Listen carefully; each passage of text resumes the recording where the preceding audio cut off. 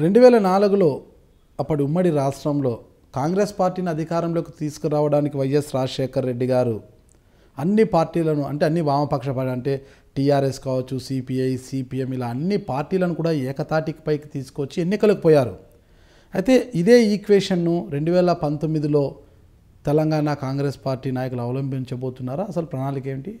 2004లో మీరు అన్నట్టు పొత్తు పెట్టుకున్నాం, భావ సారూప్యం కలిగి అంటే ఇందిరమ్మ రాజ్యం తీసుకొని వస్తామని చెప్తే ఇందిరమ్మ రాజ్యం కావాలని కోరుకున్న వాళ్ళంతా కలిసి వచ్చారు.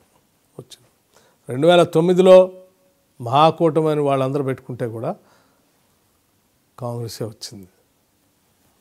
రైట్, మెజారిటీ తగ్గిన కాంగ్రెస్ పార్టీ వచ్చింది. కాంగ్రెస్ పార్టీ వచ్చింది.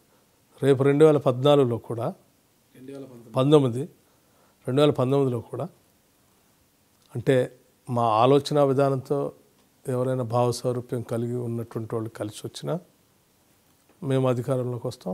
ఒకవేళ వాళ్ళు రాకపోయినా మేమే అధికారంలోకి వస్తాం. ఎలా అంటారు? ఏ రకంగా అయినా కాంగ్రెస్ పార్టీ వస్తుంది అని చెప్పడం కోసమే మీకు 2004ది ఉదాహరణ చెప్పాను, 2009 కూడా ఉదాహరణ చెప్పాను. మహాకూటమి పేరు చెప్పుకొని అసలు కాంగ్రెస్ పార్టీ కన్సూప్ మేరలో కనపడదంటే కాంగ్రెస్ పార్టీ అధికారంలోకి వచ్చింది. గతంలో మీరు అభిమానించే నాయకుడు అంటే మీ సీఎం వైఎస్ రాజశేఖర్ రెడ్డి గారి కుమారుడు వైఎస్ జగన్మోహన్ రెడ్డి గారితో మీకు ఉన్న పరిచయం ఎలాంటిది? మీ అందరూ తెలిసిందే, అదే రాష్ట్ర ప్రజలకు కూడా తెలుసు. ఒక రాష్ట్ర ముఖ్యమంత్రి రాజశేఖర రెడ్డి గారి కొడుగ్గా కాంగ్రెస్ పార్లమెంటు సభ్యుడిగా జగన్మోహన్ రెడ్డి గారిని కాంగ్రెస్ పార్టీలో ఉన్నవాళ్ళంతా అభిమానించేవాళ్ళు. అందులో నేను కూడా ఒకడిని, నేను కూడా అభిమానించాను. వ్యక్తిగతంగా వైఎస్ జగన్మోహన్ రెడ్డి గారితో మీకు మంచి సాన్నిహిత సంబంధాలు ఉండేటివని అంటుంటారు. డెఫినెట్గా నేను చెప్తా ఉన్నాను కదా, రాజశేఖర రెడ్డి గారు. సరే, అందరినీ పక్కన పెడదాం. అంటే విక్రమార్క గారికి మాత్రము ఎక్కువగా సంబంధాలు ఉండేటివి అంటారు. ఎస్, నేను చెప్తా ఉన్నాను కదా, రాజశేఖర రెడ్డి గారితో నాకు బాగా సన్నిహితం ఉండేది. రాజశేఖర రెడ్డి గారి కొడుకుగా కాంగ్రెస్ పార్లమెంట్ సభ్యుడిగా డెఫినెట్గా నాకు సాన్నిహిత్యం ఉండేది. అంటే ఆ సన్నిహితం ఎలాంటిది? వ్యాపారాలు ఏమైనా? వ్యాపారాలంత స్థాయి నాకు లేదు. 2019 ఎన్నికల్లో అంటే జగన్మోహన్ రెడ్డితో మీకున్న పరిచయంతో కావచ్చు, ఇతర కారణాల చేత కావచ్చు, ఆ పార్టీతో పొత్తు పెట్టుకొని తెలంగాణలో ఎన్నికలకు పోయే ఆలోచన ఏమైనా ఉందా? అది పార్టీ నేనే, మీరు వ్యక్తులుగా మీరు కూడా ఒక కీ రోల్లో ఉన్నారు కదా.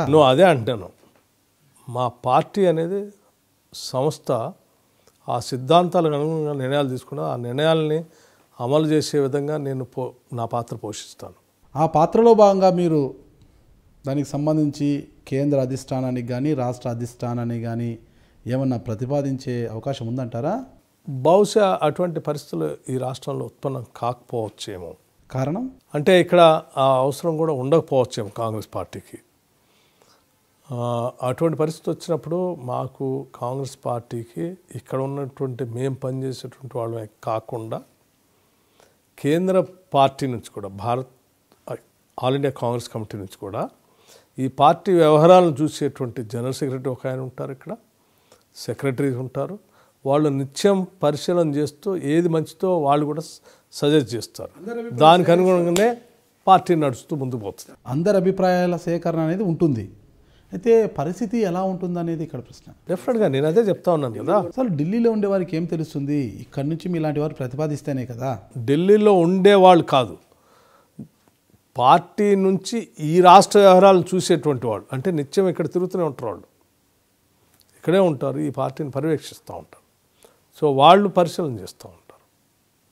పార్టీ వర్కింగ్ ప్రెసిడెంట్గా పార్టీ భావజాలాన్ని, పార్టీ ఆలోచనల్ని, పార్టీ నిర్మాణాన్ని అదంతా చేసుకుంటూ మేము చేస్తూ ఉంటాం. నేను Mallu Bhatti Vikramarka, Telangana Pradesh Congress committee working president.